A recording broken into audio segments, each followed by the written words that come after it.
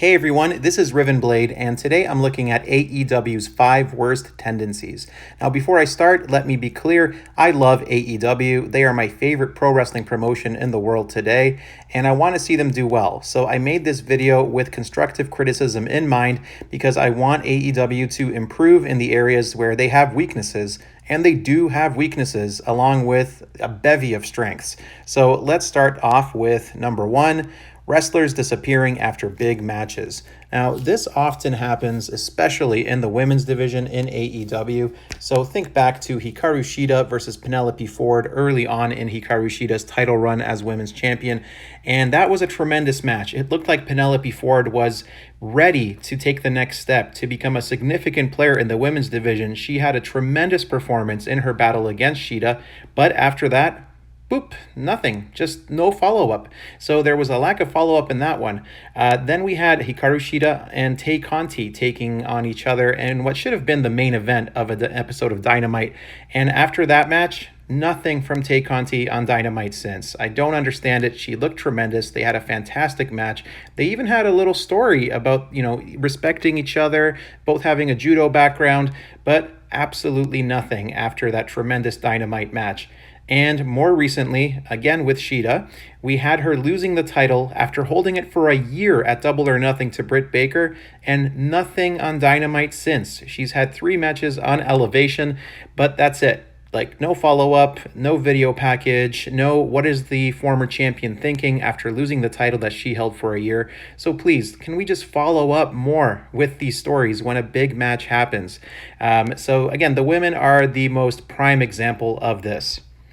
Next up, post-match shenanigans. So I know this is kind of a TV time issue that AEW has a lot of factions and they're trying to get everyone screen time, but lately it feels like there are a lot of post-match beatdowns, a lot of distractions coming in near the end, and sometimes it works really well. Like I love some post-match beatdowns, like the stuff with Kazarian that he's doing right now, and helping the Elite to lose.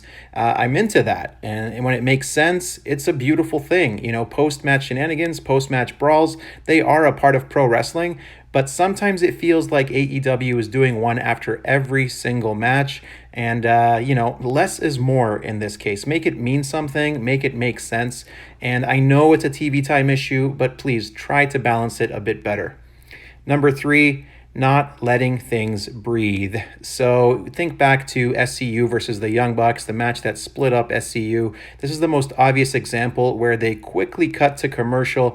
They didn't give SCU a chance to really, play to the crowd or sell the significance of the moment that this is a team that had been together for a long time, and their breakup meant something and should have meant more. They did kind of do something after the commercial break, but I don't know, just like not letting things breathe. We also have issues of like people walking to the back after a match and Tony Schiavone already being on the ramp with the next segment. Think about Jungle Boy versus Kenny, which immediately led to post-match shenanigans, and I guess that kind of goes with number 2 as well. So yeah, just not letting some things breathe when they should. I also remember the match with Cody against Scorpio Sky, and Scorpio Sky was quickly shoved to the side after losing, after getting built up, and he just disappeared for a while after that before coming back. So not letting things breathe after matches. Sometimes you need to give the characters a moment to take in the moment and for the fans to take in the moment of what has happened. And I know this is kind of the booking philosophy. You got to go, but sometimes it doesn't hurt to slow down. Number 4, not booking women's stories. So again, they typically have 1 match per show. Even if it's good, it's sometimes a random bout with little to no story, like Serena Deeb versus Red Velvet or The Bunny versus Ty Conti. By and large, stories aren't getting built or being given the same level of care as the men's stuff. And that's kind of a problem for me because they have a lot of talented individuals in the women's division now. So when you have someone like Serena Deeb, like Riho, like Shida, like Ty Conti, like Red Velvet, there's no excuse for at least one of these women to be on the show every single week. And it's long, past time to have more than one women's match on Dynamite. Hopefully Rampage will solve this a little bit by allowing at least one more big-time women's match in AEW programming per week. Because right now, if you like women's wrestling in AEW, you got to go to the YouTube shows, and it's good over there, but it needs to be front and center on the main shows as well. And they need stories, not just random matches. Give us something we can sink our teeth into. And finally, throwing shade at WWE. This is something that, your mileage will vary. I don't mind some of it sometimes, like the Cody Thronebreaker stuff near the beginning. It was a statement that, AEW is not WWE and this kind of stuff.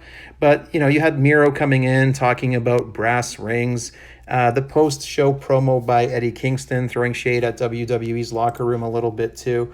Cody's done it actually a fair bit in the feud with Jericho when he said, this is not like the other place we worked at. Sometimes it's fine. Sometimes, you don't want people to think of the competition. You want them to think of your show. So I'm kind of, a bit mixed on this one, but sometimes it works and sometimes it doesn't. Tell me, when has it worked for you and when hasn't it worked for you?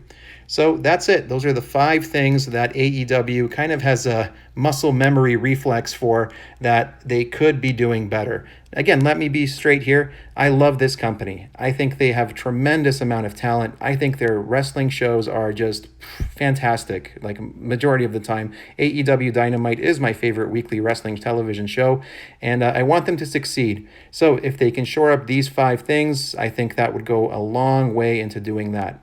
If you like this video, make sure to subscribe to my channel, give me a thumbs up, turn on notifications, and leave me a comment. What do you think AEW can do better? What are they doing well? Until next time, take care. I appreciate you.